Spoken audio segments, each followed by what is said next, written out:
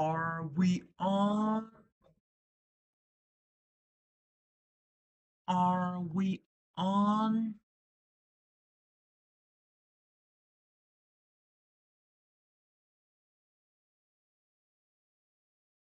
Hello, gang. Are we on? Yeah, we on. Fuck yeah. Hell yeah, bro.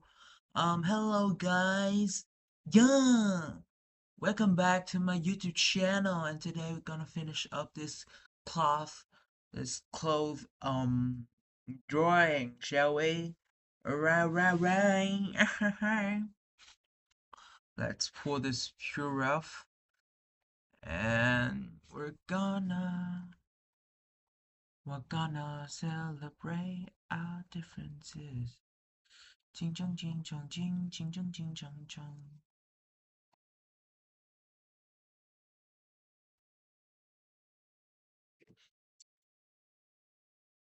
Okay, cool.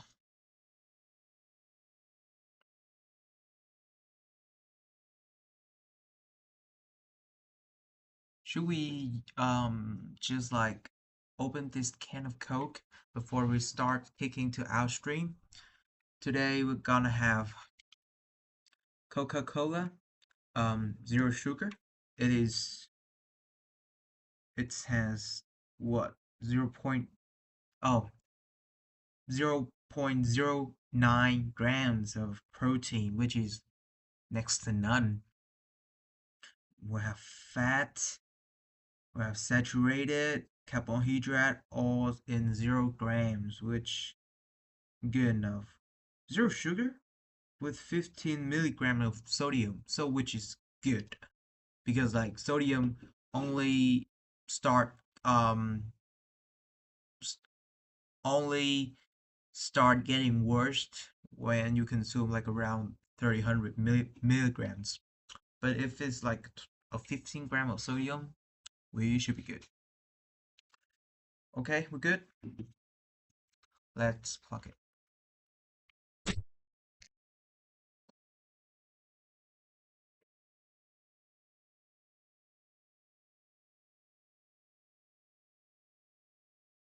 Damn, really good. It's very good.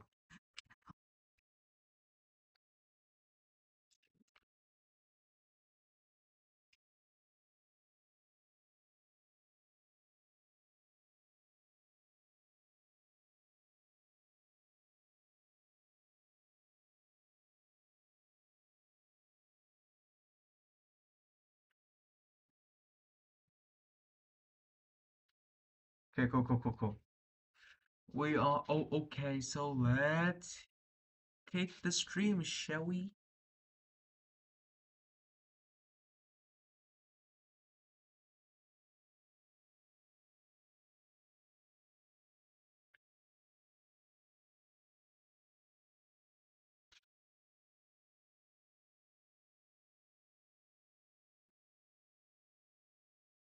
Okay, cool.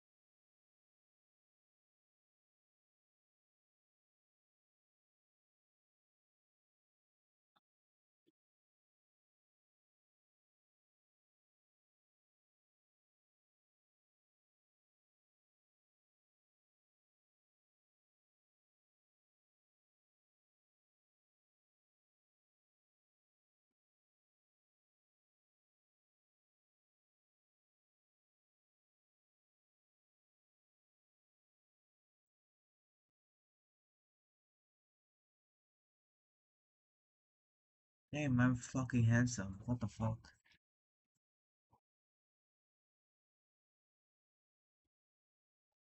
Executive Dan Wyden adapted those words into a slogan that is now more widely known than Gary Gilmore. Last words are powerful. Hey, Vsauce. Michael here.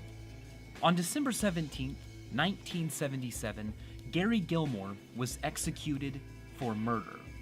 He was the first prisoner executed by the United States after a 10-year suspension of the practice. When asked if he had any last words, he simply replied, "Let's do it." Years later, advertising executive Dan Wyden adapted those words into a slogan that is now more widely known than Gary Gilmore. Last words are powerful. They are the final statement a person's entire life has been leading up to. One last chance to go on record before obliteration. We don't know Albert Einstein's last words. He spoke them in German to a nurse who only knew English. They're lost. But what will be our first words? The first words from Earth. Extraterrestrials out there might hear from us. We have been broadcasting signals with radio waves wirelessly through the air for more than 100 years. Under the right conditions, those signals can leak into space and keep going outward at the speed of light through our galaxy, through the universe. Current human technology would struggle to tune into regular TV and radio broadcasts from as near as Mars, but perhaps other intelligent beings out there would fare better and could point their instruments at Earth and hear us. If so, what would the earliest thing be that they could receive? Our cosmic first words. Well, the earliest signal, robust enough to be picked up light years away, might have come from Hitler.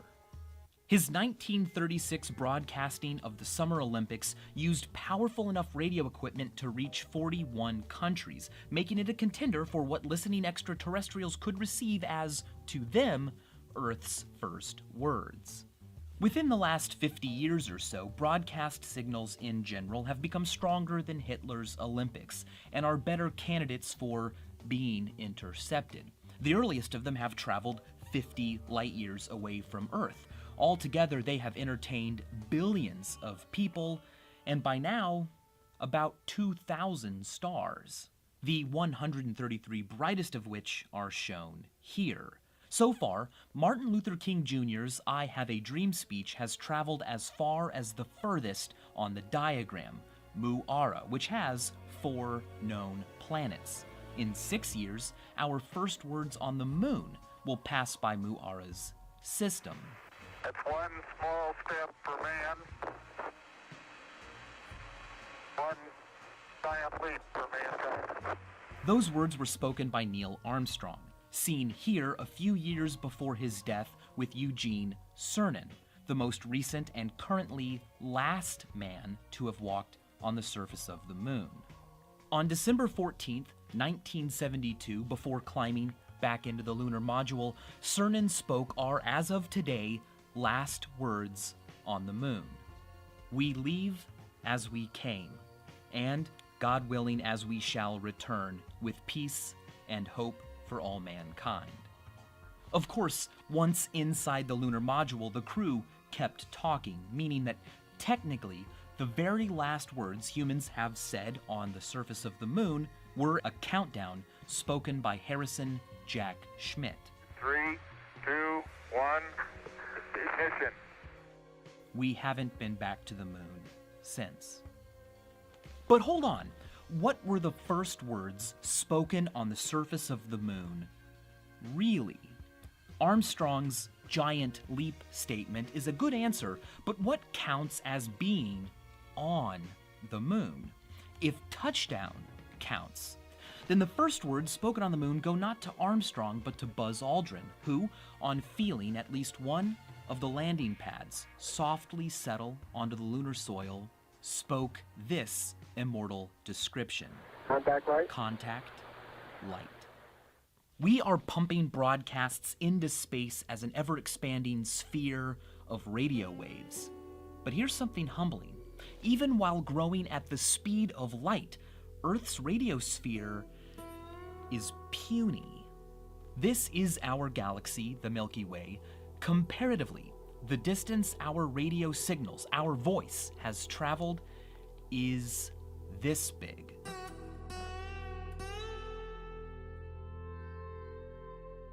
The universe is huge. How the heck are you supposed to be remembered in it? Utter last words that stick around after you die?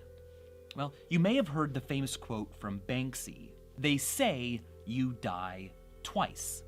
One time when you stop breathing, and a second time a bit later on when somebody says your name for the last time. But your anonymous influence continues long after that.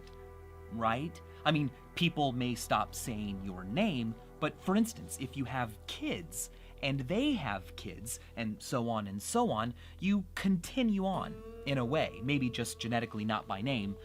Well, people have tried. The world record for most children passed out of one single woman belongs to Mrs. Fyodor Vasilyev. She had 16 pairs of twins, 7 sets of triplets, and 4 sets of quadruplets, for a grand total of 69 children.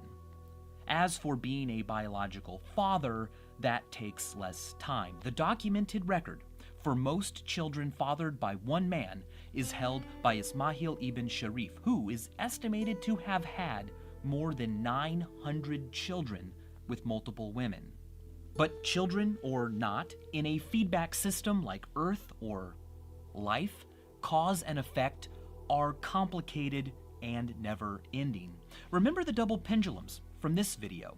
A small difference in the initial conditions of a system can lead to enormously different outcomes later. On Tuesday, I'm flying from London to Los Angeles.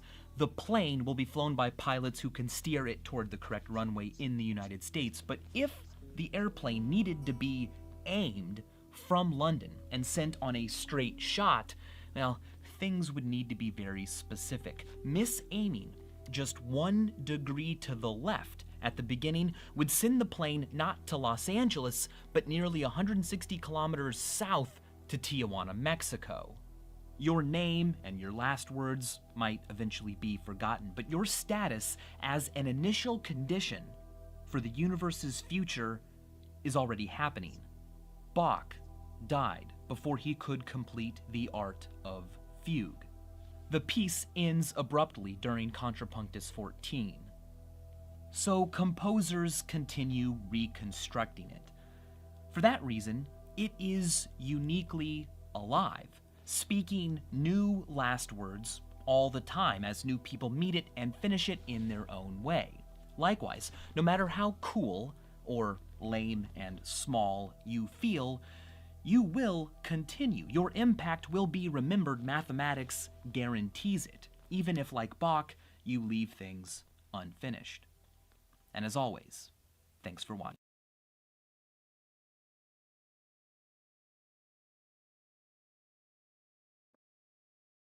Your clients dream big. Your agency builds bigger. Base 44. Builds it all. Give your clients what others don't. Unlimited buyer title. Hey, Vsauce, Michael here. And the year 6009 will be the very first year since 1961 that a year, when written in Hindu-Arabic numerals, can be inverted and still look the same. But you and I probably won't live long enough to enjoy the year 6009. Human lives just aren't long enough. We will miss out on that. What other cool future events will we be missing? Well, first of all, you and I will probably be gone before the completion of the Time Pyramid in Winding, Germany. It will eventually be a pile of 120 concrete blocks, but the builders are only adding one block every 10 years. Since beginning in 1993, they've added only the first 3. At this rate, the pyramid will be completed in the year 3183, the final block placed by our great, more than 30 greats, grandchildren. But even they will miss an opportunity to frolic and play safely in the Chernobyl exclusion zone, the zone of alienation, where radioactive contamination from the 1986 disaster will remain at levels too high for safe human activity until not the year 4000, not the 5000s, not the 6000s. It will finally be safe probably in the year 22,000. Possibly within our lifetimes, but definitely within the next 1 million years, stars like Betelgeuse and Eta Carina will explode in brilliant supernovas visible from Earth. I'm bummed I'm probably going to miss out on these events because for a few weeks it will look almost as if Earth has 2 suns. Despite being hundreds, thousands of light years away, their supernovas will shine brighter than the full moon at night and be visible even during daytime. But the real sky show comes in 3.75 billion years. Our galaxy is full of stars. Viewed from the surface of the Earth, they look like little drops of milk in the sky, which is why we call it the Milky Way galaxy. But all galaxies are named after milk. Milk, lactose, lactic, galactic, galaxies. And every drop of milk in the sky, every star that you can see, is inside our galaxy, the Milky Way. But there's a blurry, distant shape, this one. It's not a star, it's not a cloud of gas in our galaxy, it is an entirely different galaxy, the Andromeda Galaxy, and it's 2.5 million light years away from our own. It contains twice as many stars as the Milky Way, and it is coming our way, headed toward us at 300 kilometers a second, faster than a bullet. Now right now, the sky looks like this. In 2 billion years, Andromeda will have approached so closely that people will look up at the sky and see this. In 3.75 billion years, the night sky will be like a scene from a science fiction movie or an awesome desktop wallpaper. Incredible. And kind of scary. After this scene, the sky will literally be glowing with the birth of new stars as the Milky Way and Andromeda collide, mixing up into a brilliant cosmic tie-dye. This simulation shows how Andromeda might collide with the Milky Way, but keep in mind that you are watching billions of years pass every second. These galaxies are moving fast, but they're also huge and covering even huger distances. They will collide in the future, but within the briefness of a single human life, they appear almost frozen, unmoving. A couple billion years after colliding, the cores of both galaxies will be married together in a bright glowing center. Earth, now a stepchild to what was once Andromeda, part of a new, bigger family called Milkdromeda. It would be so cool to be alive to see our galaxy colliding with another. But don't get all FOMO, consumed by a fear of missing out. Because whatever life is around then will have plenty to envy us for. They may have spectacular nightly views, but secretly wish they'd been born in our time to experience, say, the beginning of the internet. They will actually miss out on a lot of, say, the beginning of the internet. They will actually miss out on a lot of things. Because the moon moves 1 centimeter further away from Earth every year, 600 million years from today, the moon will no longer be close enough to Earth to completely block out the sun. Future humans, or descendants of humans, will therefore miss out on a chance to ever see for themselves the beauty of a total solar eclipse from the surface of Earth. Long before Earth dries up, Niagara Falls will dry up. Some water. Well, not the water part, in but the the falls pan because part. I Every also year, really the enjoy rushing water of drinking Niagara erodes the rock at the top of the falls That is 1 foot really, backward. really By the nice. year 52,000, it will have eroded all the way to Lake Erie, and our progeny will have no Niagara Falls to enjoy. These are website names that are still somehow available. So for Australian non-believers, AustraliaIsn'tReal.org and AustraliaIsn'tReal.net are both available and have. Granite has an erosion rate of about 1 inch per 10,000 years. So certainly by the year 7 million, Mount Rushmore, especially its faces, will no longer exist. And because they slowly get pulled in or ejected into space, in 50 to 100 million years, Saturn will no longer have its lovely rings. So life on Earth in the future might have awesome supernovas and galactic collisions to look forward to, but they probably won't have Niagara Falls, Mount Rushmore, total solar eclipses, or Saturn's rings. They also won't have you. But you have you. Except not all of it. Babies don't begin to form episodic memories right away, meaning that you missed out on. You don't remember too.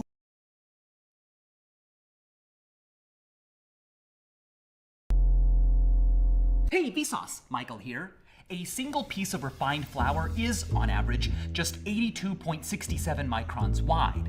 That means a 5-pound bag of flour contains about 2.7 billion individual specks of flour dust. Now, if each of those particles were a person, 3 bags could represent every single human alive on Earth today. 8.1 billion itty-bitty things. Are you under 30 years old? Is a question that could roughly divide everyone alive today in half, the yeses and the nos. But can you imagine a second question that could then divide both of those groups in half? Well, if so, and if you kept doing that, after just 33 questions, you would be left with more than 8 billion groups. Second question that could then divide both of those groups in half? Well, if so, and if you kept doing that, after just 33 questions, you would be left with more than 8 billion groups, each containing just one person. In other words, out of everyone alive today, we could pinpoint a specific individual. For example, you, with just 33 yes or no questions. What would those questions be? Do they even exist? We don't know. But we do know that every year, about this many people die. A little bit more than a quarter cup. But about twice as many as that are born. But how many people have ever been born? This many, 117 billion. But out of all of these people, out of everyone who has ever existed, this is how many you will ever meet. You are a stranger to your own species. This is ever meet. Everyone who has ever existed, this is how many you will ever meet. You are a stranger to your own species.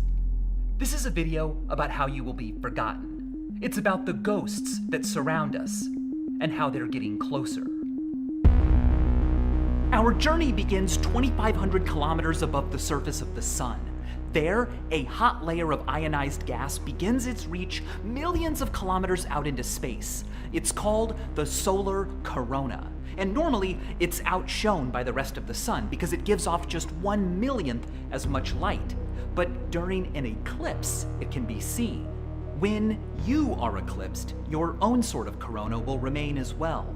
The memories people have of you, your treasure and junk, emails and texts you sent, the fact that your child has a nose like yours, every appearance you made in the background of a stranger's photo, those are all traces of you that shine while you're alive, but can also continue long after you're gone. Douglas Hofstadter called them your solar corona. I love that phrase because it makes a cosmological phenomenon personal by literally including you. How long will you be here? Well, that's why I made this clock. It tells the time, but it also tells your time. Just answer a few questions and then, when it's ready, push the red button and the clock will begin counting down the seconds you have left to live, approximately. Now, whenever you want, you can switch it to show the time. but that's not nearly as fun. Also, this clock never forgets. If you take away its power, it'll go dark, but it's still thinking about you.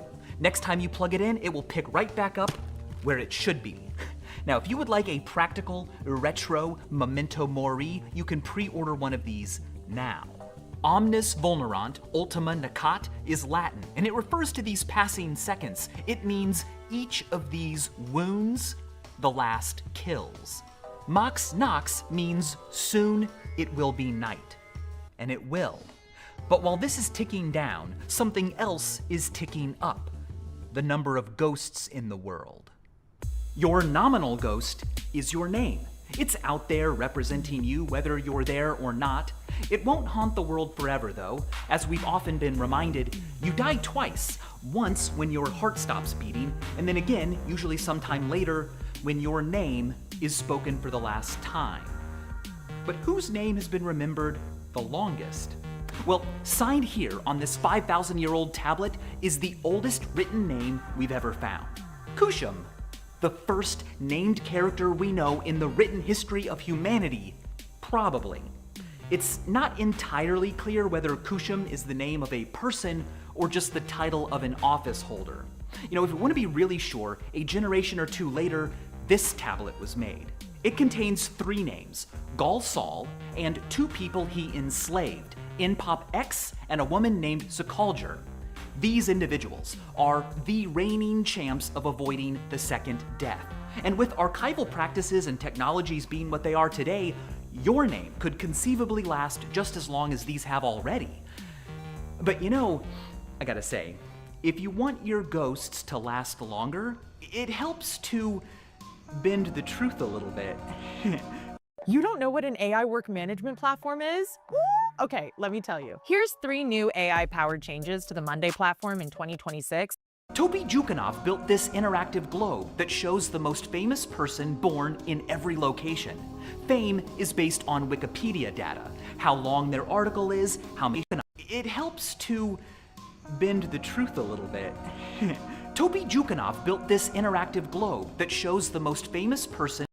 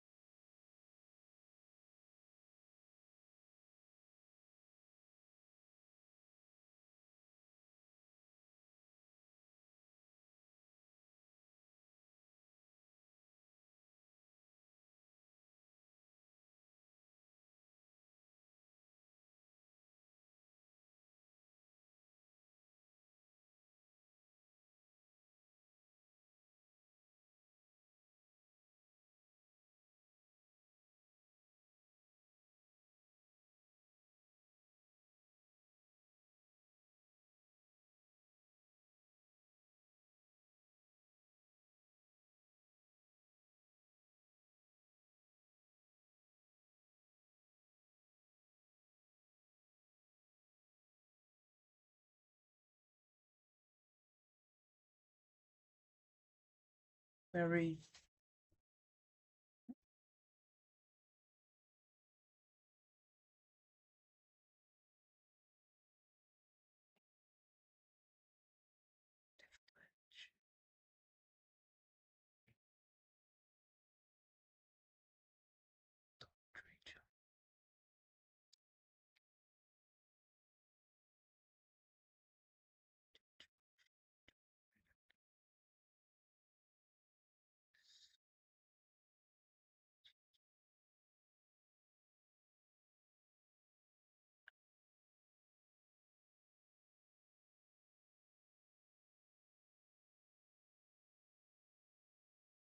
Jason Pollock.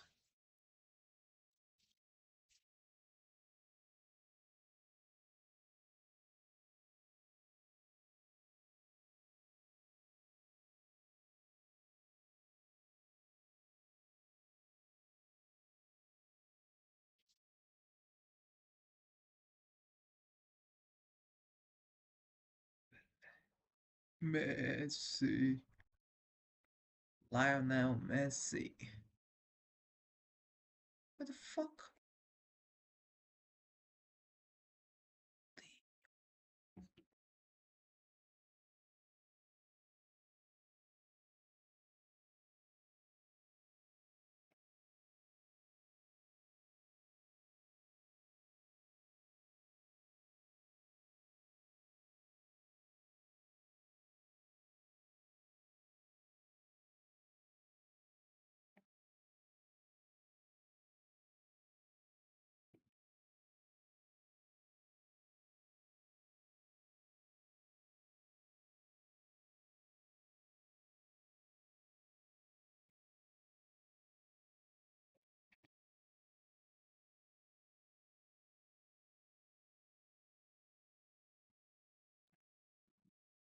Portugal.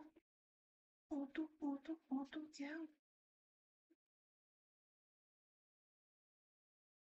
Will.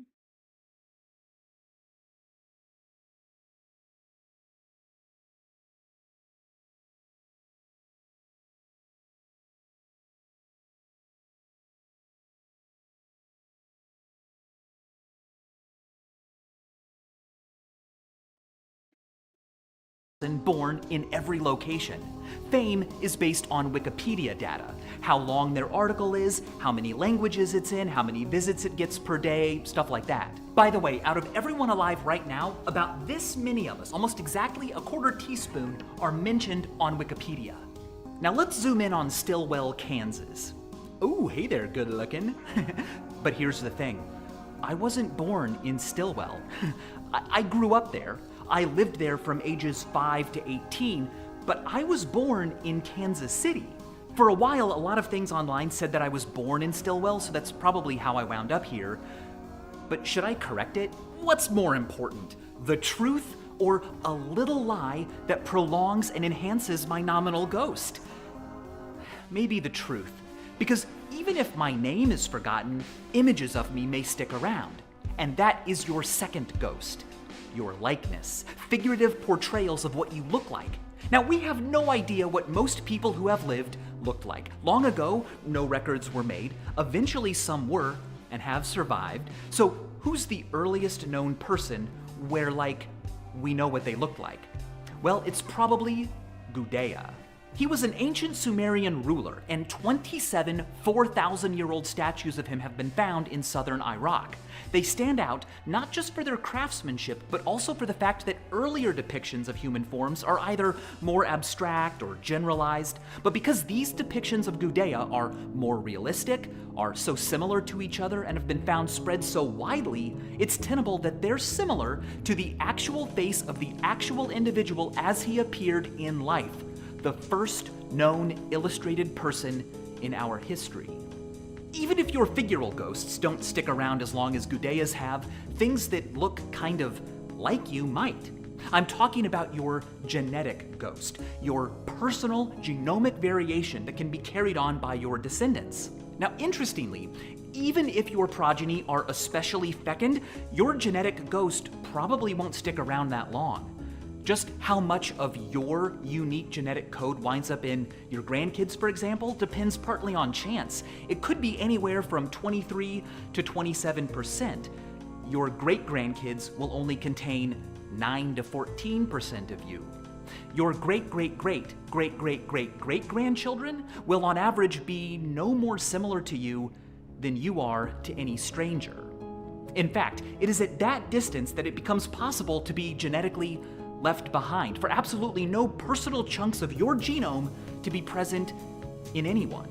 More than 70% of your ancestors from 11 generations ago aren't in you at all. So you're not so much the genetic foundation on which your progeny sit as you are their baby teeth, a thing that served a purpose but was destined to then fall out and be set aside. Managing campaigns on multiple platforms is like ad tech whack-a-mole. With Smartly, you build once. Where should you be buried if you want to become a fossil? Fossils last a long time. Your legacy could be representing our species in a cool bony pose in a museum millions of years from now. Well, as it turns out, fossilization, the mineralizing of bones into rocky ghosts, is an exceedingly rare occurrence. Bill Bryson puts it this way: less than 0.1% of a species is ever lucky enough to become fossilized, which means that millions of years from now, all that will be left of every single person alive today in the US will probably just be about 60 fossilized bones, not even one full human skeleton. The best way to improve your chances of becoming a fossil are to be buried rapidly and deeply with no coffin under the seafloor of a still mass of water at low elevation where sediment deposits will be swift and fine and oxygen levels low. Some locations that fit this bill are parts of the Black Sea, the Gulf of Mexico where the Mississippi disgorges, and the mangrove swamps along the northern coast of Australia. But even then, there's risk, right? Earth is an active, churning rock, and erosion can wear you away. Metamorphic activity could melt you back down. So if you want to be a trace for a long time, leave. The oldest unchanged piece of Earth wasn't even found on Earth. It was found on the Moon, where geological activity is less brutal. A monolith engraved with your name and biography buried on the Moon would be a good idea, except in, 5 to 10 billion years, our sun will expand into a red giant, engulfing the Earth and Moon, likely destroying them forever. So a copper disk coated in aluminum and gold floating through space would be even better. The golden records aboard the Voyager spacecraft could exist for trillions of years. They could conceivably still be legible even after the last star goes dim. But your final type of ghost will be there too. It's what I call your ripple ghost, the diffused domino effect of all of your actions. There will be people, for example, a century from now, who could enjoy the shade of a tree you planted without ever wondering who put it there. The butterfly effect effectively guarantees us all a sort of anonymous, minute immortality. Just by being born, technically, you changed the universe irrevocably. The tiny and subtle but very real way your mass affects the planet Saturn right now will contribute in some extremely small way to exactly how and when its rings collapse. When the universe enters its heat death and it's the same temperature everywhere, the arrangement of matter in the universe will be the way it is because you existed. There will be no minds to observe it, so you won't be remembered, but you won't be annihilated. But so what?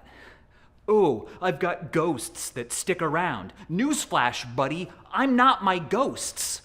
Okay, first of all, yeah, that's exactly why talk of fame and legacy gets so fizzly. For what?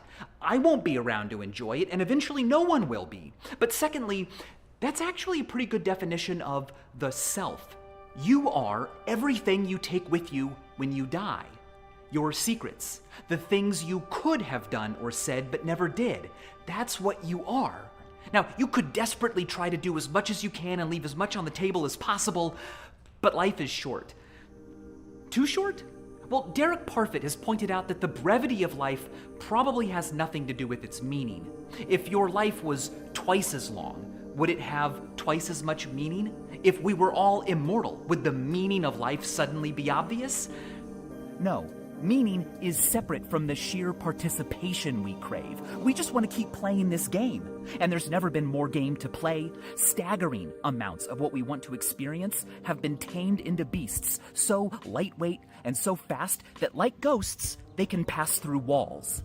The soy bomb only lasted 36 seconds, but because a digital ghost of it lingers in Earth's largest haunted house, an average of 40 people have seen it every day for the last 30 years. Old music started outselling new music for the first time in 2015. Today, we each spend an average of 7 hours and 3 minutes a day in a haunted house full of avatars and messages from the living and dead alike. People and ideas and art in the past have become not just accessible, but accessible. We are on these ghost portals so much it's become pretty much the only way anyone finds companionship anymore. For crying out loud, more people on this planet own cell phones than toothbrushes. Documentality is the word Maurizio Ferraris gave to his ontology of traces, but it's also a great word for the extent to which day-to-day life in a society happens as documentation. In a society of high documentality, nearly every transaction, click, step, every memory, everything said or done is vulnerable to recording or simply comes into the world already pre-remembered. Not as an ephemeral oral exchange or a haphazard note, but as a high-fidelity, time-stamped, cataloged artifact. In such a world, it shouldn't be surprising if it starts to feel like there are more things you've said than things you could say. More ways things have been than ways things could be. The future isn't what it used to be. But don't get it twisted. Complete documentality is far from here. As I've mentioned before, our estimates of the current human population have about a 2 to 3% margin of error. That means that about this many people may or may not exist. And at any given moment in the US alone, there are about 40,000 deceased bodies whose identities are unknown. When Steve Fawcett failed to return to the Flying M Ranch in 2007, search and rescue efforts sent to find him discovered 8 previously unidentified airplane crashes that weren't him, but had been out there for, in some cases, decades. And when authorities searched for Gabby Petito, they found her and the bodies of at least 8 other people they weren't even looking for. We are not a documented species. We are a bunch of animals walking in and out of rooms. That said, something's changed. The last time a body was interred in the tomb of the unknown soldier was after the Vietnam War, but it was removed in 1998 after DNA testing connected it to a name, Michael Joseph Blassie. In 2014, prosecutors didn't need witnesses or security cam footage to construct what happened between Michelle Carter and Conrad Roy because they had these thousands of text messages. Despite living just 35 miles apart, Carter and Roy's relationship occurred almost entirely through text. So these are not pieces of their relationship. They're not evidence of the whole story. They are the whole story. These messages aren't missing the glances, the nods, the way he or she said it. This is all they each saw. And we have it all. An entire human relationship that happened as, and still is, undying documents. They're all online. Just a few taps deep in the world's largest ocean of documentation. And we just keep filling it up, turning more and more of what we do and see into ghosts, not just to remember, but to experience. When we instinctively watch events through our phones, it's not that we aren't living in the moment, it's that we are. Today, to be in the moment, you have to be fully in the moment. Every part of you, even the eye, you have to charge, and the mind you share with others.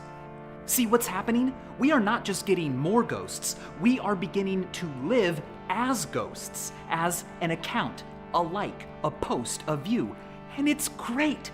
We're spared the humilities of confrontation, and to be an image is to be something.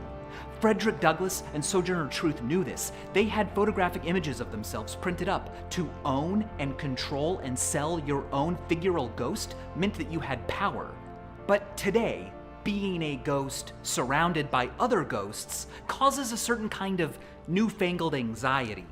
In his 1985 Amusing Ourselves to Death, Neil Postman describes what he calls the information-action ratio. Now, even though this book predates the World Wide Web, it may as well have been written about it. Let me ask you a modern version of a question he asks in here.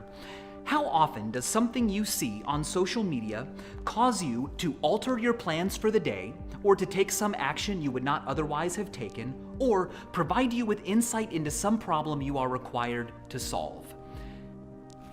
When everything persists, irrelevance takes over.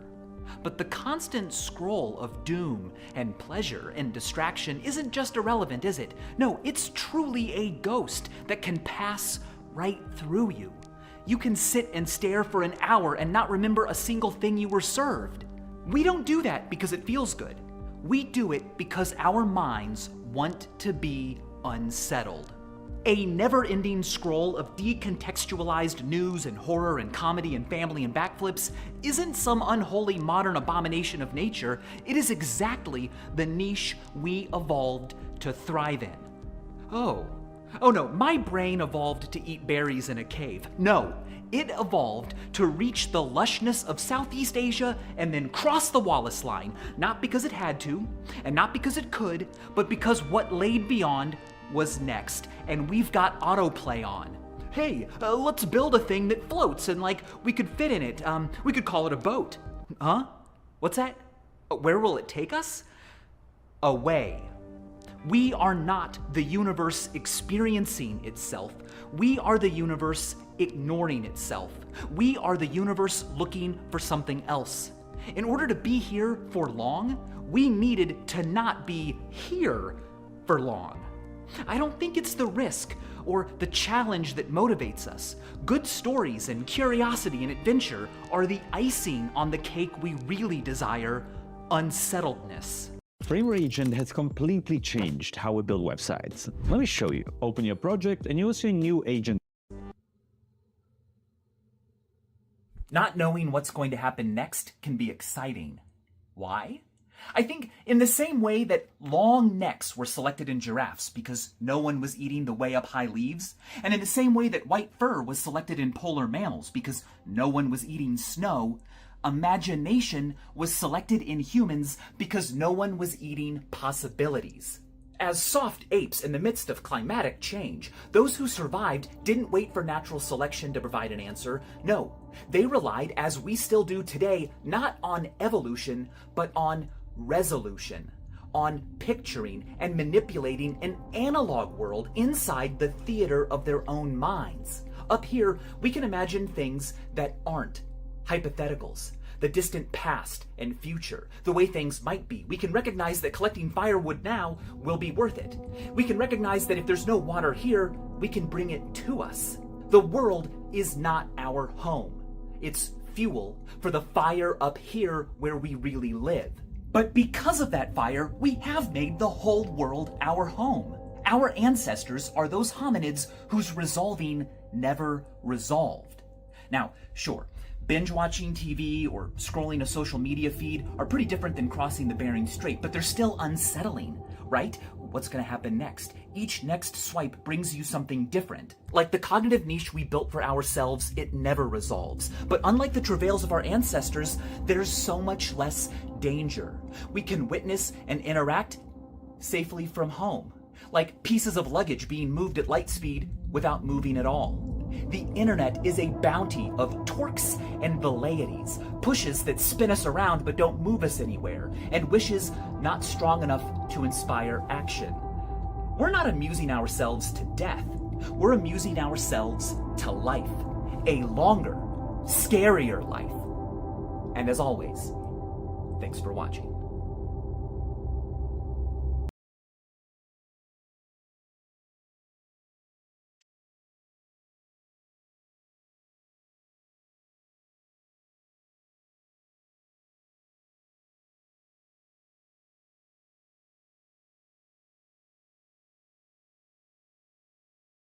Discover or invent that thing. Hey, Vsauce. Michael here. This is Earth as seen from Saturn. That is us right there. And if you look closely, okay, see this little protuberance? That's the moon. This image was taken by the Cassini spacecraft on July 19th, 2013 at 21:27 Coordinated Universal Time. The thing is, NASA gave the public advanced warning of when it would be taken, which means that this image of Earth was the first ever taken from space that some people on Earth were actually posing for. Our planet looks so small, insignificant, fragile. I recently attended the premiere of Sky One's upcoming You, Me, and the Apocalypse with some cool YouTubers, and it got me thinking. In the show, the characters find out that there are only 34 days left before a comet smashes into Earth that's likely to end humanity. They all react in different interesting ways, but what would I do if I found out that there were only 34 days of human history left? Okay, my first priority would be to get back to America to be with my family. But after that, I don't really have a bucket list, except that is exactly what I would want to spend my last few weeks doing, making a list to put in a bucket that I would then send far out into space away from Earth's impending vaporization. The list would contain information about us, all Earthlings, so that if libraries and monuments and YouTube videos were all destroyed, a record would still exist somewhere of what and who we were. Like a stone thrown into a lake, the ripples your life causes last long after you vanish. The tree you planted is climbed by future generations. The books you donated inform future readers. But what if it's not just your stone that vanishes, but the entire pond? Perhaps it's arrogance or vanity, but getting cosmic messages in a bottle out there before the end diversifies our archive and gives a better chance for future alien visitors, or whatever is left of humanity, to find out that we were once here, to show what we learned, maybe even to warn future life forms of what we did or what we didn't prepare for. We have already sent some messages about humanity out there beyond Earth, and if Earth is completely destroyed, those messages will be all that's left of us. What are they? Okay, first things first. How do you write something for the future? I mean, the distant future. The message might not be found for millions of years or billions. It might be discovered by an audience that's completely different, not only in language, but in senses. What if they can't see or hear or feel or taste or smell like we do? Or at all? What if their bodies destroy the very material we write the message on? What language do you even write it in? Well, in general, math and physics, which are believed to be the same everywhere in the universe, have been what we write outer space-bound messages in. Like the Arecibo message, written by Frank Drake, Carl Sagan, and others, which was blasted towards the M13 star cluster in 1974.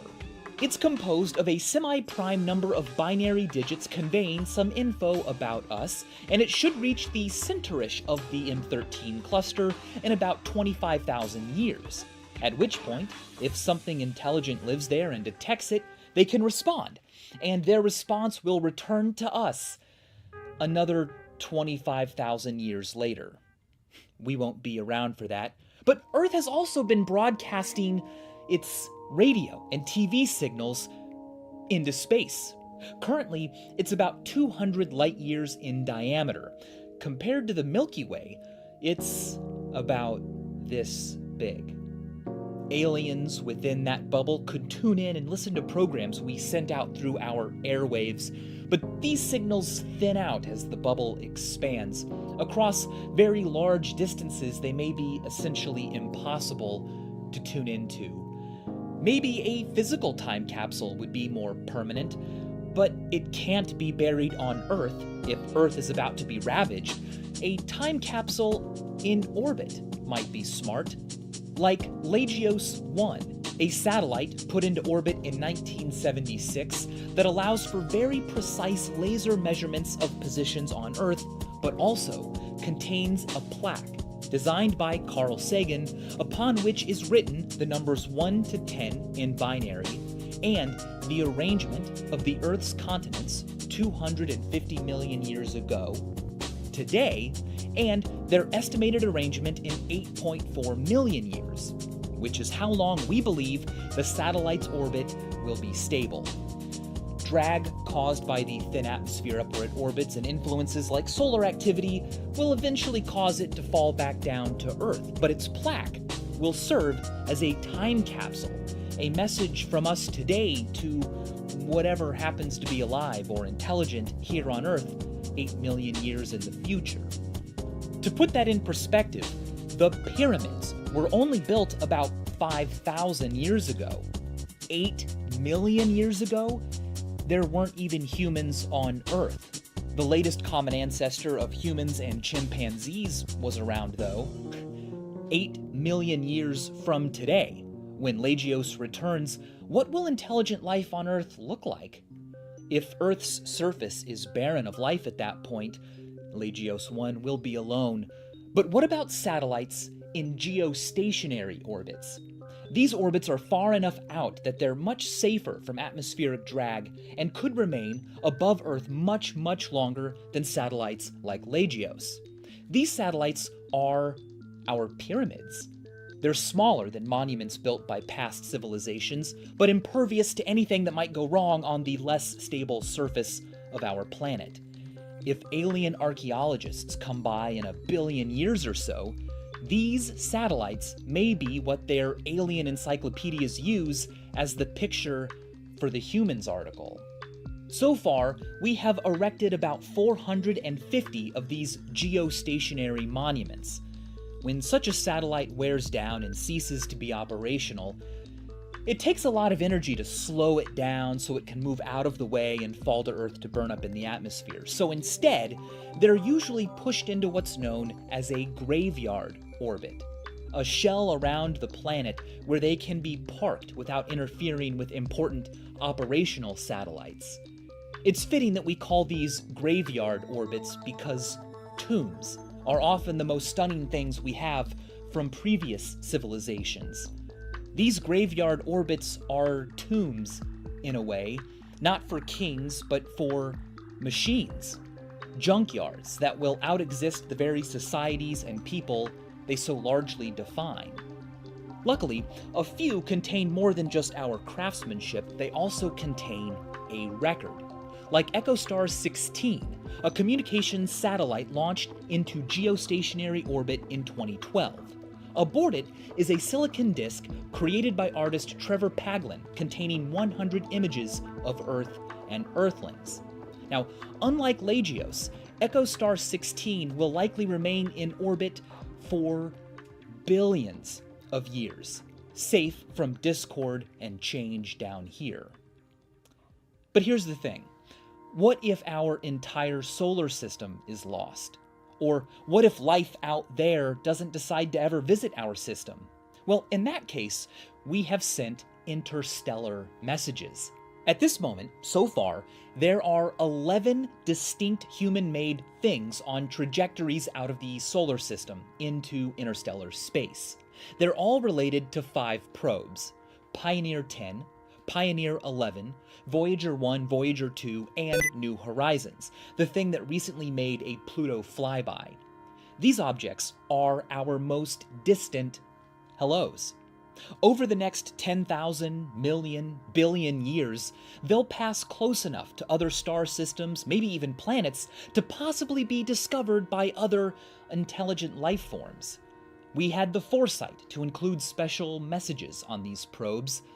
The Pioneer plaques are attached to Pioneer 10 and 11, which, launched in the early 1970s, were the first human-made objects to ever be sent on a trajectory to not just leave Earth, but to leave the solar system entirely.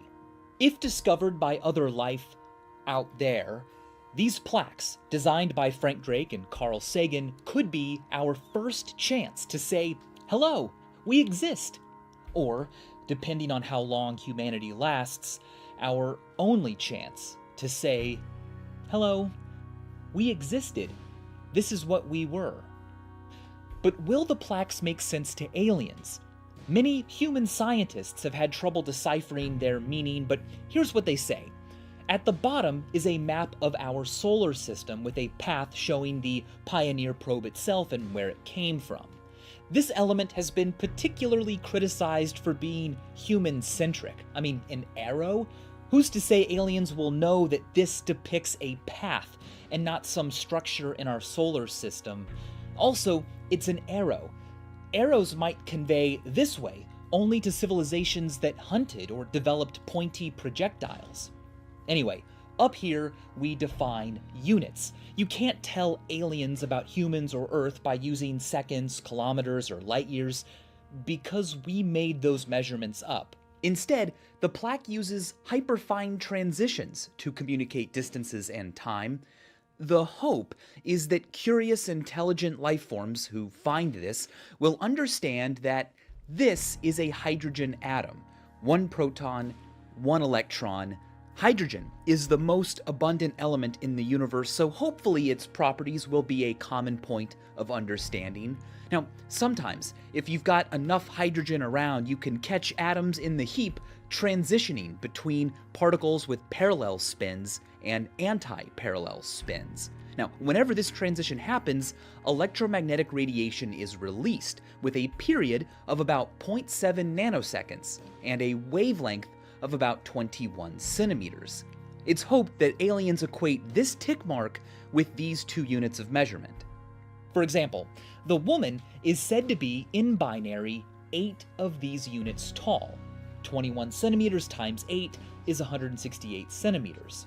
You would think that putting the probe itself behind them for scale would be enough to show our size, but having both might help solidify the connection. This diagram is meant to show where we live. We are in the middle. The direction and proportional length of the lines show where distant pulsars are. A tick mark near the ends of each line shows the third direction, behind or in front of the plaque, that the line should go in. In binary, next to each line is the period of each pulsar, again, in the time units described above. If aliens make this connection, they could possibly match the periods with the correct pulsars in real life, triangulate our position, and come say hello. Also, since the period of a pulsar changes over time, they could use our observed periods to date back how long ago this plaque was made. So that's how the plaque works. It kind of feels like we're just sending out a bunch of science homework to space, but how else can you find common ground with something that might not resemble you in any way you could even imagine? Despite heading out first, the Pioneer plaques are not the first physical messages made by us to go interstellar. That title belongs to Voyager 1. Currently moving at 17 kilometers per second, it is the most far-out thing humans have ever made. Literally. In about 40,000 years, both Voyagers will pass within less than 2 light years of other stars. If aliens find them, or if future humans find them, a golden record is attached to both that contains information about humanity. The record is made of gold-plated copper with an aluminum cover containing some uranium-238. Given its half-life, smart aliens could analyze it to determine how long ago the record was made. On the record is the inscription, "To the makers of music, all worlds, all times." The record contains 116 images, as well as audio and video recordings of humans, animals, songs, and greetings in 55 languages. Printed on the record are instructions for playback and info about us. The hydrogen hyperfine transition unit definition and the pulsar map included on the Pioneer plaques, but the record also comes with a stylus and platter to play it. Instructions for using the stylus are on the record. This is a picture of the stylus being used correctly, and then in binary, using the transition units, the record tells the aliens that the stylus should go around the record once every 3.6 seconds to play back correctly, and in total should take about 1 hour to do so. For the video portion, instructions are given and a circle, the first video image, is displayed so they know they did it right. Also included on the record is a message from then President of the United States, Jimmy Carter. There's something vulnerable about the message. It's delivered to an unknown recipient, like when someone in a horror movie asks into the darkness, "Is anyone there? Hello?" This is what it says. "We cast this message into the cosmos. It is likely to survive 1 billion years into the future, when our civilization is profoundly altered and the surface of the Earth may be vastly changed.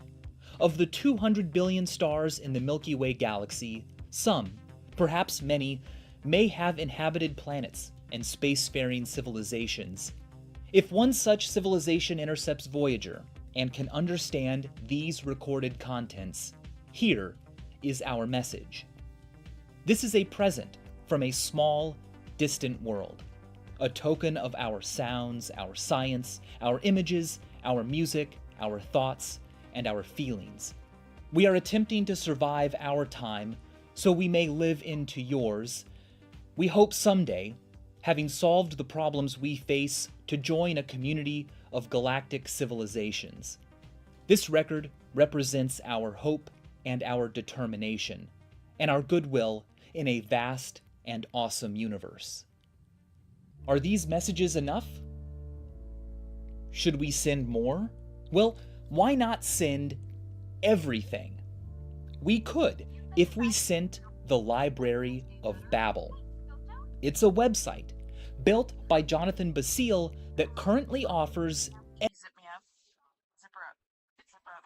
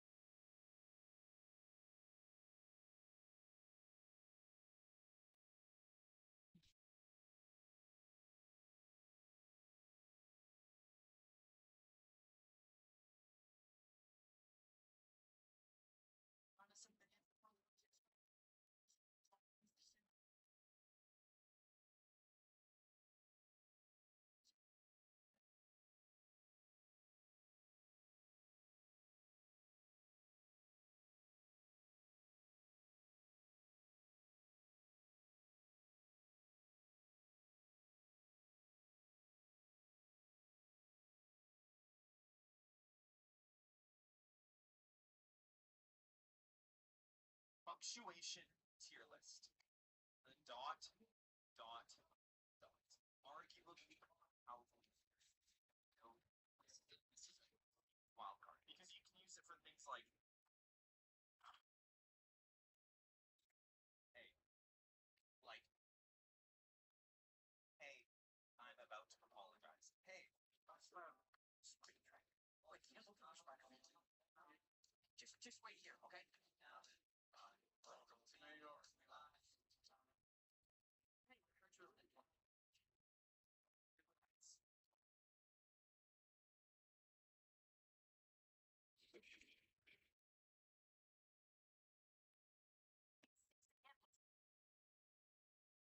Well, we're still clinging on to the last life.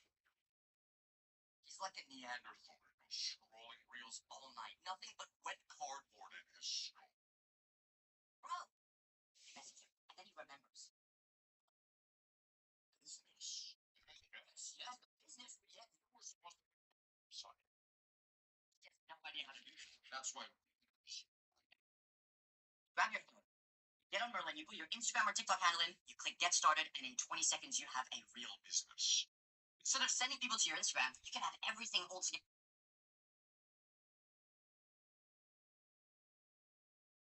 Where are you?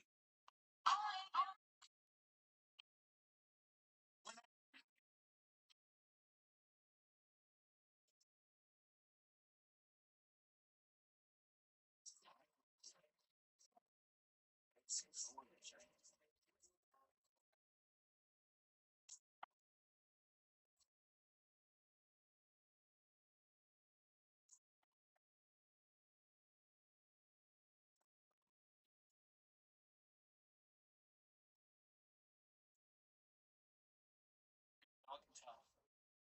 Oh, excuse me.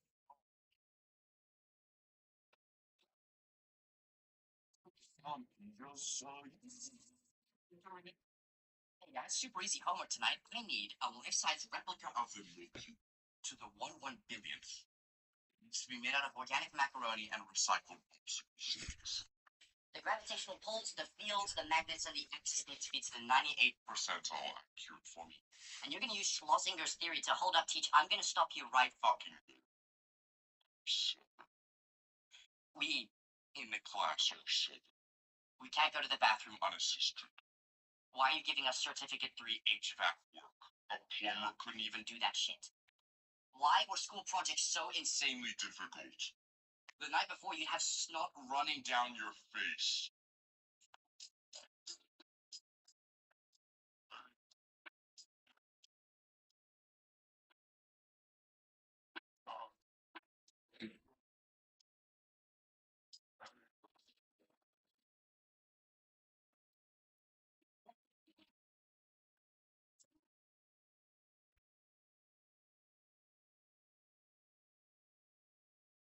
Oh shit, son. Dude, it's a fucking scorch. Tyler, bro. Dude, let's just head straight to the beach, dude. Yeah, cancel our plans. It's UV12. Let's just handle it. Alright, I'll see you there. Yo, boys. Boys, Alpha Omega round in. Yo, boys, last night that shit wasn't on, bro. You guys gotta aim higher than a 4 out of 10. We were Alpha Omega here. Alright, that's alright. I know they do this dumbass little shit.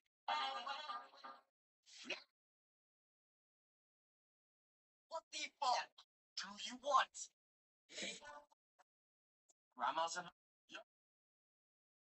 What is the one advice nobody should follow? Play it safe. Never play it safe. Never play it safe. You are in your comfort zone. You're never gonna grow.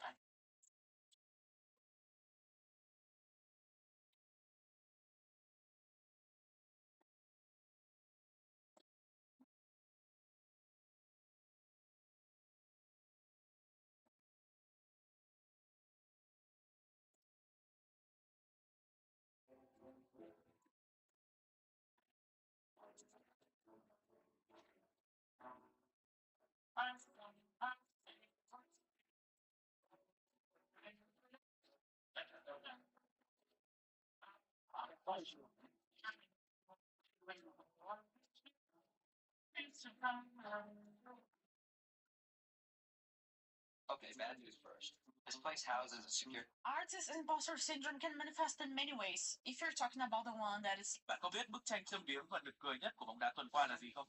Đó là khi hàng tá ngôi sao trẻ đang bận tiệc tùng ăn chơi trên du thuyền sang trọng, thì một ông già đã nô nê mọi vinh quang lại vội vã xỏ giày xuống sân để cứu rỗi cả một tập thể. Hãy nhìn quanh cái thế giới bóng đá đương đại mà xem. Chúng ta đang ngập ngụa trong một kỷ nguyên rẻ mạt của thế hệ cầu thủ check-in. Những gã thanh niên mới chỉ đá tốt được một vài trận, nhét túi, một bản hợp đồng béo bở là lập tức tự coi mình là trung tâm vũ trụ. Không. Mr. President, I feel that I have blood on my hands.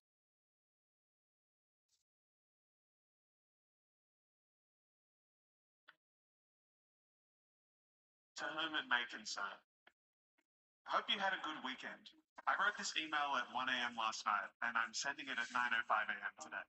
I know you're not hiring right now, but this email will change. If you're creating a 3D model, stop treating the concept art like it's untouchable. We are artists, not robots that print. So when you look at a concept art, you gotta look at it as if it's an inspiration. How did FIFA turn a sports game into a music discovery machine? FIFA soundtracks used to have classics like this song by MGMT.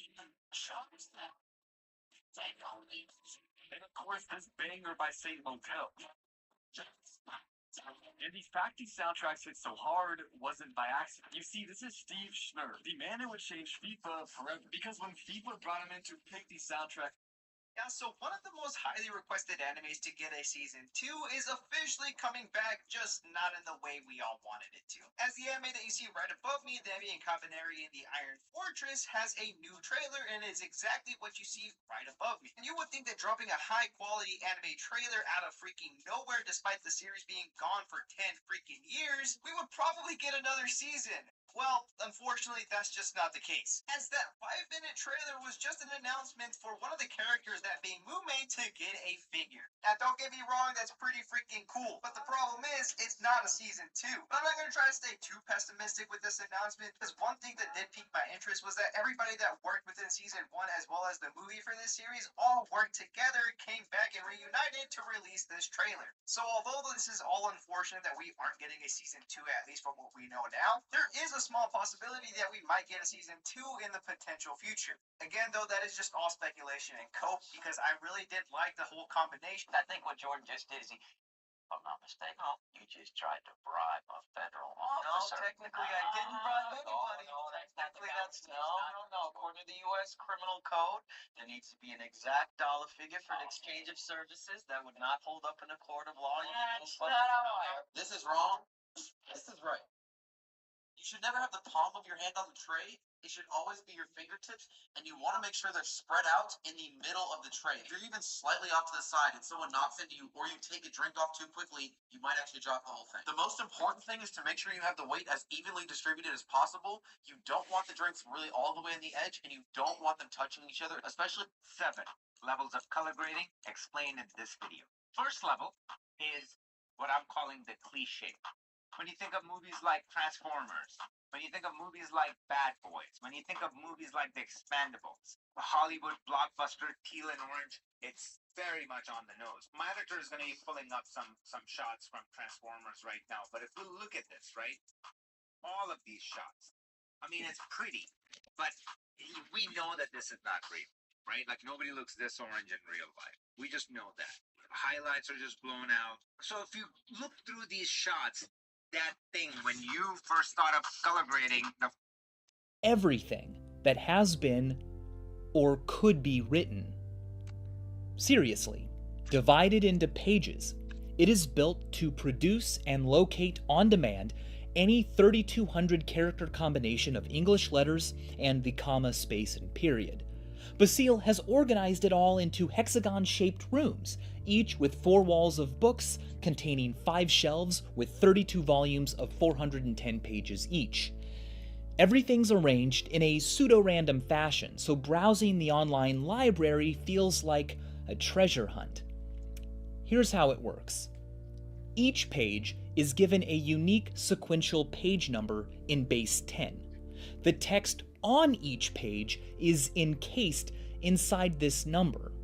An algorithm Basile created uses the page number as a seed to generate a unique big number. That output is then converted into base 29 so that it can be represented using every letter in the English alphabet, as well as the comma, the space, and the period. This is what you see on the page. Basile has made sure that the algorithm will produce every possible combination, and the same page number will create the same output every time. Which means that what is on each page is already predetermined. So, in a way, every page already exists. It only needs to be looked up. And here is the really mind-blowing thing. The contents of a page can be converted to base 10, sent through the inverted algorithm, and turned into the exact page number they're found on. It's a truly eerie experience, because you can find the permanent location for any 3,200 character text. You can find in this library the description of your birth, every possible description of your death, every poem, every joke, every lie, anything that could be said can be found on this site. This thing blurs the line between invention and discovery. Did you really discover or invent that thing if its description already existed? 10 to the 5,000 different pages are offered by the Library of Babel. In comparison, there are only 10 to the 80 atoms in the observable universe. I searched for what I've just said, and sure enough, in this hexagon, on this wall, this shelf, in this volume, on this page, it's there. Hello.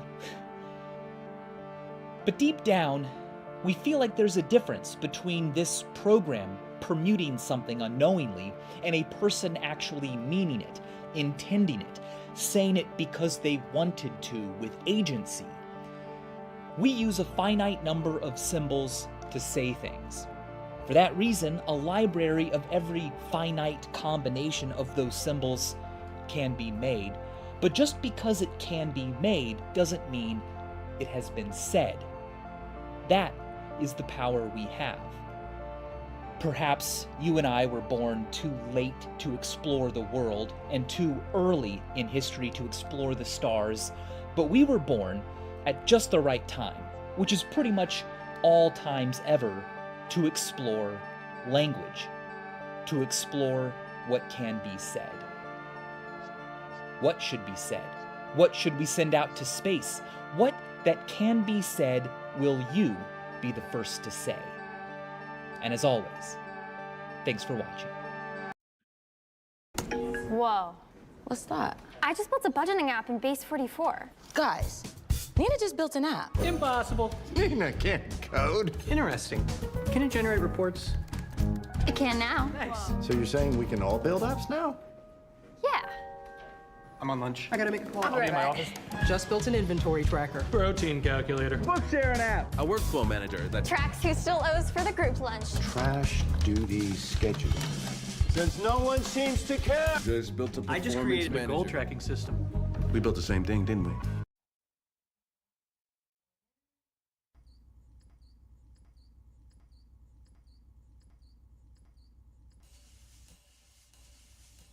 Hey, Vsauce, Michael here. And here, I am the real Michael. This Michael was created by a brilliant young man named Mitchell, who brought it to me at a meet and greet after Brain Candy Live. It is phenomenal, and obviously the most handsome Jack-in-the-Box ever. Everest is a mountain that's 8.848 kilometers tall. Its size is impressive. Or is it? Let's cut Earth, the entire planet, right in half straight through Everest and then start zooming out. As you can see, Everest's monumentality quickly disappears against Earth's planetary ginormosity.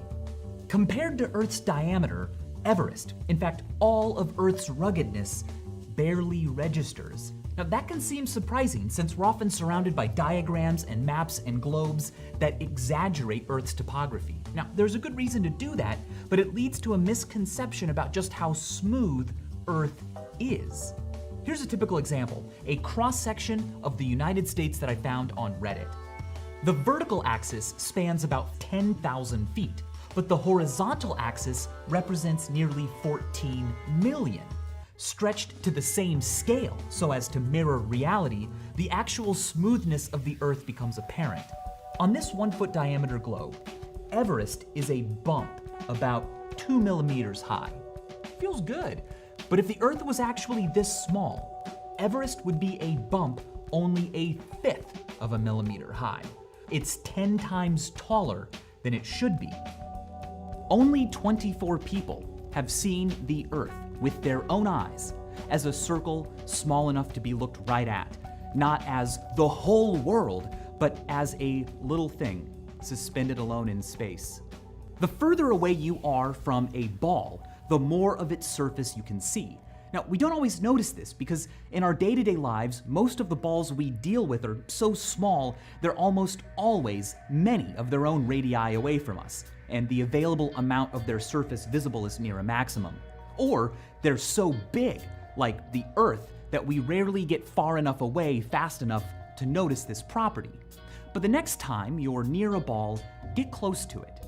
You'll see that as you get nearer, more of its surface disappears behind the horizon, but moving back up will make it available again. For most of us, stuck our whole lives on Earth's surface, such an experience is impossible. With nothing around to block your view, 5 kilometers, about 3 miles, is about the furthest you can see. Now, haze can limit your view and atmospheric refraction can slightly extend it, but for the most part, everything you can see happens within an area of just 80 square kilometers. Now, that's not bad, but it's tiny compared with what there is to see. The higher up you go, of course, the further away you'll be able to see. That's why it's great to be a satellite. Here's the International Space Station. Yeah, look at that nice big portion of the surface in view. Unfortunately, this isn't to scale. If the Earth were the size of an apple, how far away would the International Space Station orbit? Like this far away? Maybe this far away. Or maybe this far away. Actually, it orbits here, 2.7 millimeters above the surface. That's how far the stem of this apple sticks up. That's not very far. Oh, here's another fun little to-scale fact. If the Earth were the size of an apple, your eyeball would be about the size of the moon. We often imagine that from the International Space Station, astronauts see the Earth like this, but they're just not that far away. From where they actually orbit, International Space Station residents only see about 3% of Earth's surface at any one time. And that 3% is too wide to all fit within a window. When I was in Pittsburgh, their science museum had a mock-up of part of the ISS, and as you can see, out of the window, Earth is still quite expansive. Using special lenses, images can be taken from the ISS that look like circular disk Earths, but the lens is distorting things here. It's fitting much more into the picture. In order to truly witness Earth's entire shape with your own eyes, you would need to either smash your face right up against a window or just be floating outside the station. And even then, you would have to move your head to see from edge to edge. So how high up do you have to go to see the edges of Earth all at once? And even if you did that, how much would you actually see? How much is there to see? Stop watching this ad. Go to Wix and grab your domain name before someone... Earth is made of stuff. Lots of stuff, water and dirt and rocks and air, all of which are composed of atoms, tiny things so teeny that a single drop of water contains not a million atoms, not a billion atoms, or a trillion, or a quadrillion, or a quintillion, but 5 sextillion atoms. Earth is made of even more stuff. Not a septillion atoms, not an octillion, nonillion, decillion, undecillion, duodecillion, tredecillion, not even a quatuordecillion, but 100 quindecillion atoms. But since we live only on the surface of our planet, we unfortunately can't see most of those atoms. If the Earth was shaped like a disk or an icosahedron, or say a cube, or a rectangular prism, or two stellated rhombic dodecahedrons, we could see more of the Earth than we normally can. But as things are, we actually see nearly the least of Earth's matter possible because of all solids. A sphere, which the Earth approximately is, has the smallest surface area to volume ratio, the most stuff inside and the least stuff outside. So, how many of these 10 to the 50 atoms that make up Earth are on the surface for us to see? That's not an easy question. For one thing, technically atoms on the surfaces of opaque things, like rocks and dirt, aren't the only parts involved in their appearances. Subsurface scattering can and does happen. Regardless, attempting even a rough approximation is illuminating.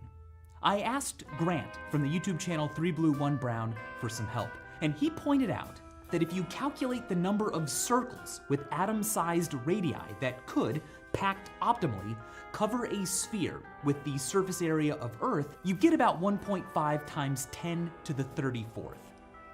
That's a lot of atoms. But then he pointed out that the Earth's surface isn't smooth. Its roughness provides extra surface area for atoms to occupy. Without a complete description of the shape of Earth's surface, every mountain and valley, every bump on every rock, this is just going to be hopeless, right? Well, here's the thing. Earth is made of little rugged shapes that from far away make big rugged shapes. In other words, Earth's surface can be described as a fractal. There's a regularity to its roughness.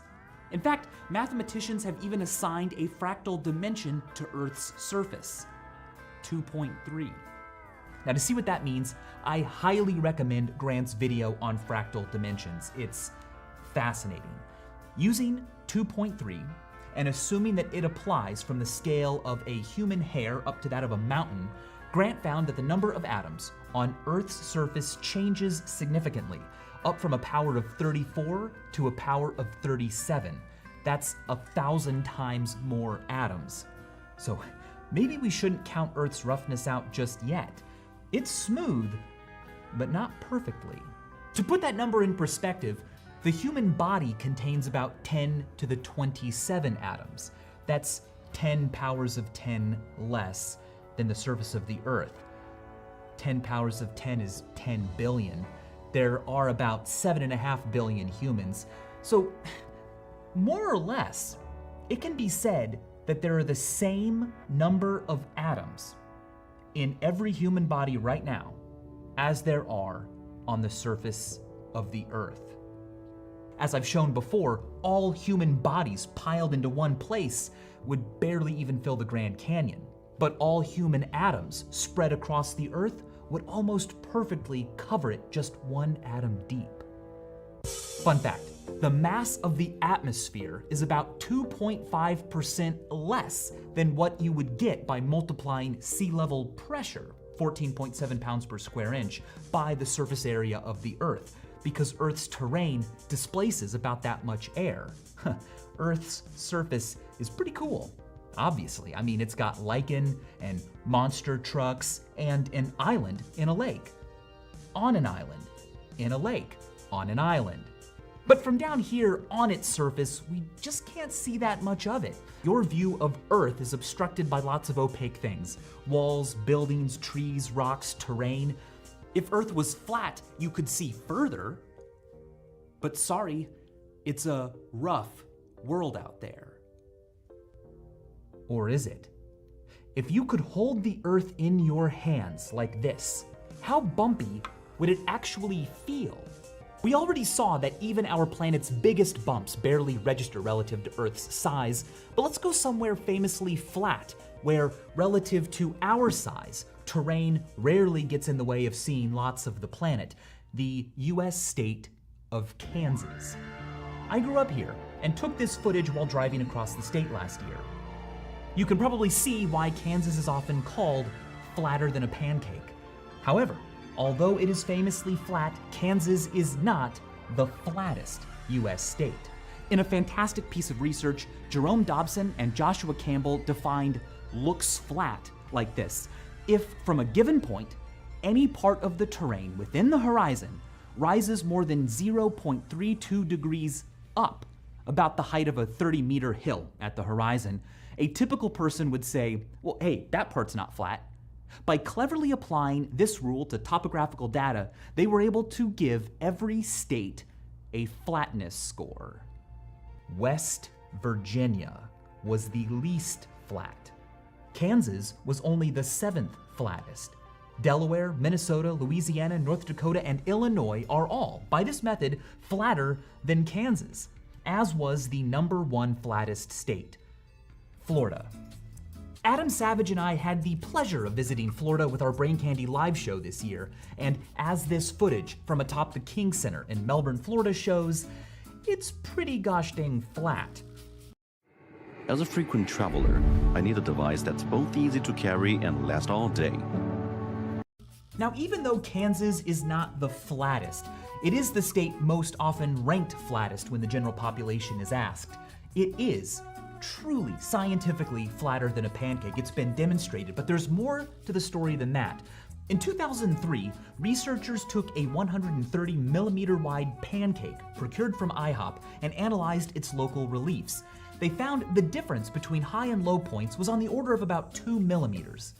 If a typical pancake like this was the size of Kansas, 5 million times larger, 2 millimeter high peaks would be 10 kilometer high mountains. In comparison, Mount Everest is only about 8.8 kilometers tall, and Earth's deepest scar, the Marianas Trench, is thought to be just under 11 kilometers deep. So, not only is Kansas about as smooth as a pancake, but so is every other state in the Union, and so is the entire world. If you were a giant holding the planet in your hands like this, you and it would be torn apart by the immense tidal forces created by your gravities. If somehow you could avoid that though, the planet would feel not much rougher than running your hands over a pancake. But a soggy one, right? I mean, most of Earth's surface is covered in water. Your hands would get wet. Or would they? Yes, Earth is covered in liquid, but the depth of that liquid, like the mountains above, just doesn't compare to the total size of the planet. As it turns out, if the Earth was the size of a typical classroom globe, like this one, 1 foot in diameter, the volume of water contained in, above, and on it would only be about 14 milliliters. That's this much water. It's kind of hard to believe because at this scale, spreading this much water across all of the ocean's surfaces would be pretty much impossible due to surface tension, but this is it. All of Earth's water compared to all of Earth. 90% of the space on our planet life can live in is in here. The other 10% is dry land. So no, you wouldn't get wrinkly fingers playing with an Earth like this. You could sop it dry just with a paper towel. Despite the incredible area oceans cover on our planet, their depth is just nothing compared to the size of our entire planet. Now, you may have heard it said that if the entire planet were shrunk down to the size of a billiard ball, it would be smoother than a billiard ball. After all we've seen so far, that seems believable, but as it turns out, it's not true. The misconception stems from the interpretation of the World Pool Billiard Association's rules. Now, according to them, a ball must have a diameter of 2.25 inches, plus or minus 5 thousandths of an inch. Now, some writers have taken this to mean that pits and bumps of 5 thousandths of an inch are allowed. Proportionately, on Earth, that would mean a mountain that was 28 kilometers high. So, since Earth has none of those, Earth must be smoother than a billiard ball. Except, if bumps that high were actually allowed on a pool ball, a ball covered with 120 grit sandpaper would be within regulation. Clearly, the 5 thousandths rule is more about roundness, deviation from a sphere, and not texture. In fact, as microscopic photography has shown, imperfections on regulation balls are only 1/100,000th of an inch, or about half a micrometer deep and high. Scaled down to the size of a billiard ball, Earth's Marianas Trench would be 49 micrometers deep. So, Earth is smoother than a pancake, but not smoother than a billiard ball. Nor, as XKCD wonderfully showed, is Earth smoother than a bowling ball. But hold on, earlier we were using the word flat, now we're using the word smooth. That distinction is important. You see, the Earth isn't flat like a plane. Instead, it curves. It's a ball. Pieces of Earth, like Kansas, might be quite smooth, but they curve along with Earth. If you were to stand in the middle of Kansas, people on the eastern or western edges of the state would appear to be not level with you, but about 8.1 kilometers below you. That's nearly the height of Everest, and if they stood straight up, they'd be tilted nearly 2 degrees relative to where you thought up was. Now here's an interesting coincidence. Generally speaking, 1 mile from where you are, Earth curves down about 8 inches. 1 kilometer from where you stand, it curves down about 8 centimeters. Now the rate of drop due to curvature isn't a linear one. You can't just multiply any distance by 8 to get the drop due to curvature. Instead, use an online calculator like the one I've linked down in this video's description. You can put in any distance you want. Anyway, the visibility limit caused by Earth's curvature is your horizon. It encircles you like a visual cage, but it's a cage whose radius is determined by how high up your eyes are. Conan O'Brien, at 6 foot 4 inches tall, can see up to 5 kilometers in any direction. But Snooki, at 4 foot 8, can only see about 4.3. To find out how far away your horizon is, geometrically, just use the online tools I've put down in the description below. Earth's texture can get in the way of your horizon, but can also cause things beyond the horizon to peek into view. HeyWhat'sThat.com factors all of this in. Now, if Earth was a smooth sphere, the view from atop Ben Nevis, the highest mountain in the British Isles, would end at the horizon 131 kilometers away, about 80 miles. Such an area would look like this. But factoring in Earth's ups and downs, here's a more precise boundary of what you can see. Loch Traig, Scottish Gaelic for Lake of Death, is only about 10 miles from the peak. That's within an 80-mile radius, but it can't be seen because terrain in the way blocks it. Parts of the Atlantic Ocean and the North Sea, 8 times further away, can be seen. They lie at the limit of Earth's curvature, just before it bends the surface out of sight. Managing campaigns on multiple platforms is like ad tech whack-a-mole. With Smartly, you build once, then launch everywhere.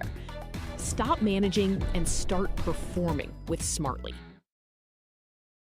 These spikes extending beyond the geometric horizon are caused by things beyond it that are tall enough to peak above Earth's curvature. In the case of Ben Nevis, this includes high elevation parts of Northern Ireland. Okay, enough about the surface and what it's like close up. Let's go further away and see more. This will be fun, but there will be a trade-off. The further away you are from something, the smaller it will appear to be. Moving away from Earth will make more area available to see, but that area will take up less of your field of view. It can be difficult to illustrate this in a YouTube video because your field of view, the shape and size of what you can see with your head still, just by moving your eyes around, is about 120 degrees up and down and more than 180 degrees horizontal. A screen is just a window of that space, nowhere close to filling it unless you get uncomfortably close.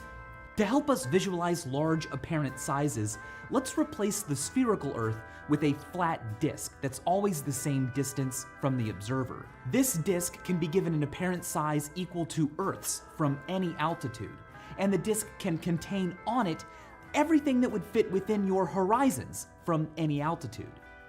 Okay, so standing on the surface, looking straight down, Earth will take up nearly a full 180 degrees of your field of view. With your arms extended straight out parallel to Earth, your fingers will point to the edges of the planet, your horizon. From 400 kilometers up, about where the ISS orbits, 3% of the Earth's surface is within your horizon, but the Earth will only take up about 140 degrees of your vision.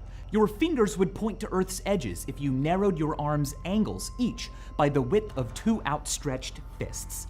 One fist is about 10 degrees across at arm's length. Now, you can move your eyes from edge to edge horizontally here, but you can't quite take in the full width vertically.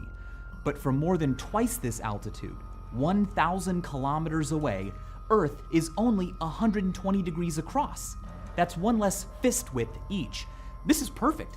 That fits within our narrower vertical field of view. So, from 1,000 kilometers up, about 620 miles, you can just start to see Earth as a complete disk right in front of you at once. However, only 7% of Earth fits within the horizon from up here. Images of Earth taken by satellites this far up, like the Suomi NPP, look kind of weird. I mean, North America doesn't actually take up this much of the globe.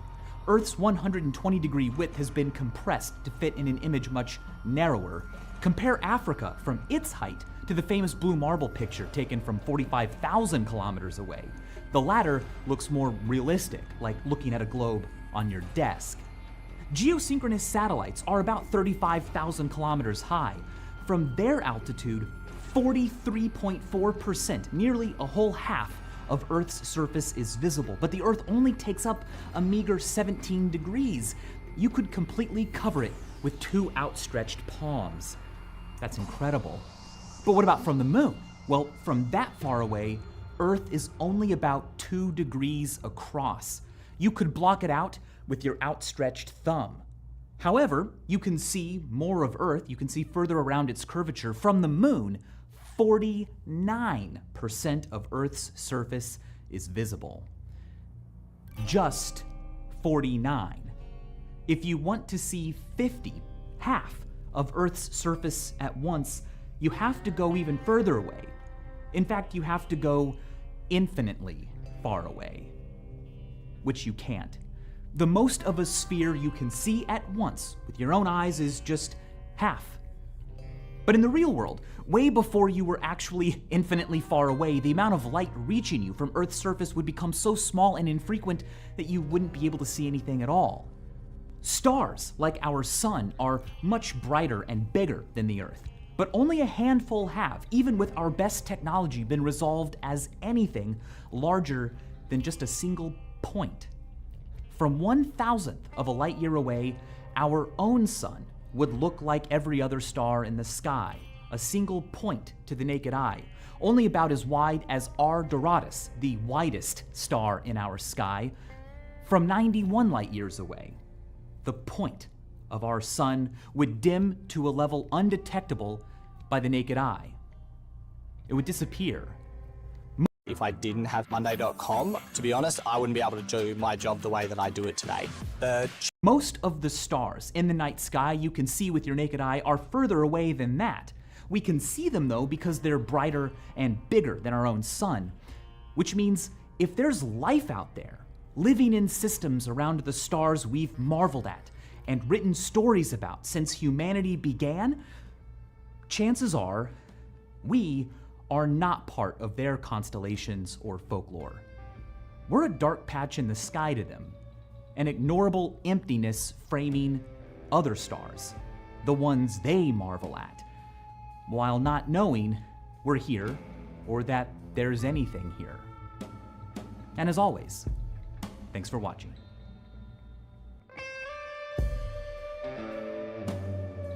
Appear to be not level with you, but about 8.1 kilometers below you. That's nearly the height of Everest, and if they stood straight up, they'd be tilted nearly 2 degrees relative to where you thought up was. Now here's an interesting coincidence. Generally speaking, 1 mile from where you are, Earth curves down about 8 inches. 1 kilometer from where you stand, it curves down about 8 centimeters. Now, the rate of drop due to curvature isn't a linear one. You can't just multiply any distance by 8 to get the drop due to curvature. Instead, use an online calculator like the one I've linked down in this video's description. You can put in any distance you want. Anyway, the visibility limit caused by Earth's curvature is your horizon. It encircles you like a visual cage, but it's a cage whose radius is determined by how high up your eyes are. Conan O'Brien, at 6 foot 4 inches tall, can see up to 5 kilometers in any direction. But Snooki, at 4 foot 8, can only see about 4.3. To find out how far away your horizon is, geometrically, just use the online tools I've put down in the description below. Earth's texture can get in the way of your horizon, but can also cause things beyond the horizon to peek into view. HeyWhat'sThat.com factors all of this in. Now, if Earth was a smooth sphere, the view from atop Ben Nevis, the highest mountain in the British Isles, would end at the horizon 131 kilometers away, about 80 miles. Such an area would look like this. But factoring in Earth's ups and downs, here's a more precise boundary of what you can see. Loch Traig, Scottish Gaelic for Lake of Death, is only about 10 miles from the peak. That's within an 80-mile radius, but it can't be seen because terrain in the way blocks it.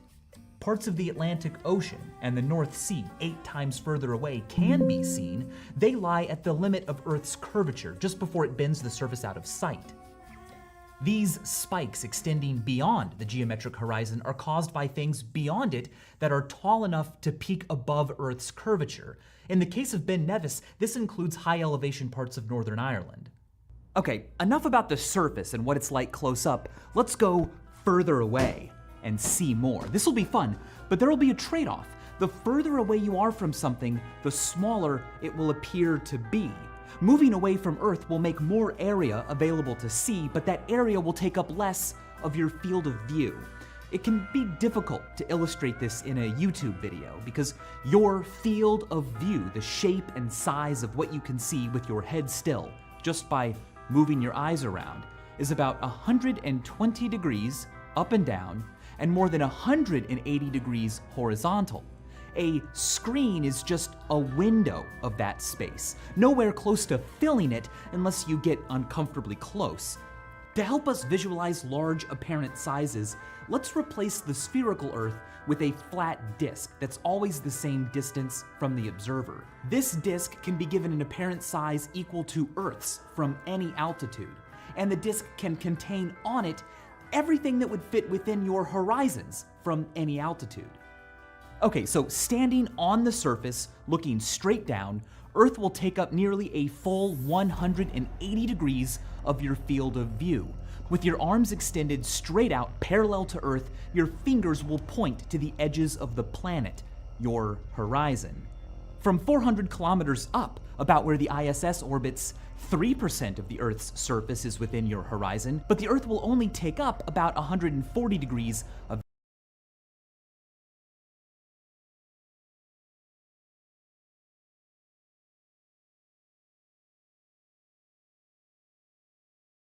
my brother.